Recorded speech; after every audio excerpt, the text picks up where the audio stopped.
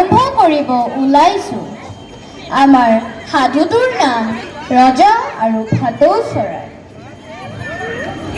গৰমৰ দিন। এদিন আবেলি পৰত এজন ৰজা এখন হাবিৰ মাজত খোজকাঢ়ি গৈ আছিল।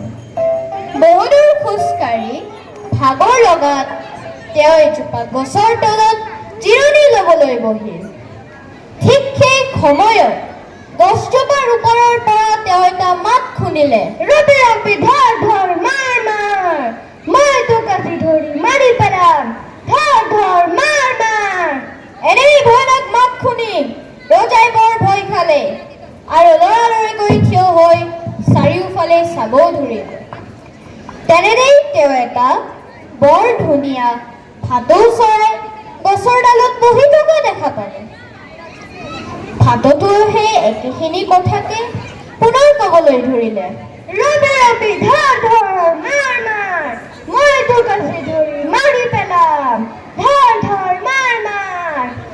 ৰজাই বৰ ভয় খালে আৰু লৰালৰিকৈ সেই ঠাইৰ পৰা কিছুদূৰ আগুৱাই গ'ল আৰু অন্য এজোপা গছৰ তলত গৈ বহিল। গছজোপাৰ তলত বহি লৈ ৰজাই ওপৰলৈ চাই দেখিলে যে আগৰ চৰাইটোৰ দৰে এটা ধুনীয়া ভাটৌ চৰাই গছৰ ডালত বহি আছে। ৰজাক দেখা পাই চৰাইটোৱে ক'লে, নমস্কাৰ, আহক বহক, অলপ জিৰণি লওক, আপোনাৰ ভালনে? নমস্কাৰ, আহক বহক, অলপ জিৰণি লওক, আপোনাৰ ভালনে? ৰজা বৰ আচৰিত হ'ল। তেওঁ ভাবিলে, কি আচৰিত, দুয়োটা একেই চৰাই, অথচ ইহঁতৰ ব্যৱহাৰ ইমান বেলেগ। কিছু সময়ৰ পাছত সেই চৰাইটো উৰি গুচি গ'ল। ৰজাই চৰাইটোনো ক'ত গ'ল তাকেই চাবলৈ বহাৰ পৰা উঠি অলপ দূৰ আগবাঢ়ি গ'ল। গৈ গৈ তেওঁ কিছু দূৰত এখন আশ্ৰম দেখা পালে আৰু ভাটৌ চৰাইটো অনুসৰণ কৰি সেই আশ্ৰমখনলৈ সোমাই গ'ল। তাত তেওঁ এজন সন্যাসীক দেখা পালে। সেই সন্যাসীজনে এজোপা গছৰ তলত একান্ত মনে ধ্যান কৰি আছে। চৰাইটো উৰি আহি সেই গছজোপাৰ ওপৰতে বহিলহি।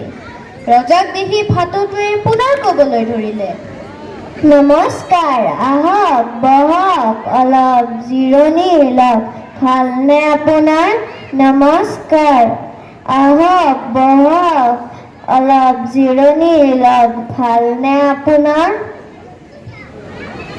এনেতেই সন্যাসীয়ে চকু মেলি চাই ৰজাক দেখি সম্ভাষণ জনালে আৰু ভিতৰলৈ মাতি আনিলে। নমস্কাৰ মহাৰাজ, আহক ভিতৰলৈ, ইয়াতে অলপ জিৰণি লওক। কি নিমিত্তে বা মোৰ আশ্ৰমলৈ অহা হ'ল মহাৰাজ? ৰজাই সন্যাসীৰ ভৰি চুই সেৱা কৰিলে আৰু ক'লে, প্ৰভু নমস্কাৰ, মই এই হাবিৰে খোজকাঢ়ি আহি থাকোঁতে বৰ ভাগৰ লগাত এজোপা গছৰ তলত অলপ জিৰণি ল'বলৈ বহিছিলোঁ। সেই সময়তে এটা ভাটৌৱে মোক বৰ কৰ্কশ মাতেৰে কথা ক'লে। সেয়ে মই তাৰ পৰা উঠি আহি অন্য এজোপা গছৰ তলত বহিলোঁ। কিন্তু সেইজোপা গছতো এটা ভাটৌ আছে। পিছে সি মোক বৰ মিঠা ভাষাৰে সম্ভাষণ জনালে। সেই চৰাইটোকে অনুসৰণ কৰি কৰি মই আপোনাৰ আশ্ৰম পালোহি প্ৰভু। মই বৰ আচৰিত হৈছোঁ প্ৰভু। দুয়োটা একেই চৰাই, অথচ দুয়োটাৰে ব্যৱহাৰ ইমান বেলেগ। ইয়াৰ কাৰণ কি প্ৰভু, আপুনি কিবা জানে নেকি? সন্যাসীয়ে উত্তৰ দিলে, মহাৰাজ, এই দুয়োটা চৰাই একেজনী মাকৰে সন্তান। পোৱালি অৱস্থাতে সিহঁতক এটাক চিকাৰীয়ে ধৰি ঘৰলৈ লৈ যায় আৰু আনটো পোৱালি উৰি আহি মোৰ আশ্ৰম পায়হি। তেতিয়াৰে পৰা সি ইয়াতেই আছে।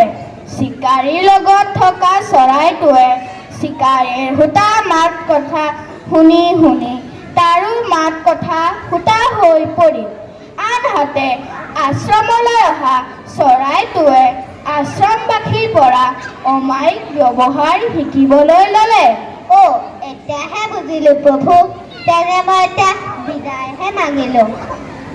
এনেদৰেই ৰজাই আশ্ৰমৰ পৰা এটা ভাল শিক্ষা গ্ৰহণ কৰিলে যে যিয়েই যেনেই সংগত বাস কৰে তাৰো মাত কথা স্বভাৱ চৰিত্ৰ আদি তেনেই হয়। অৰ্থাৎ সৎসংগৰ পৰাহে ভাল শিক্ষা আৰু ভাল কথা আদি শিকিব পৰা যায়।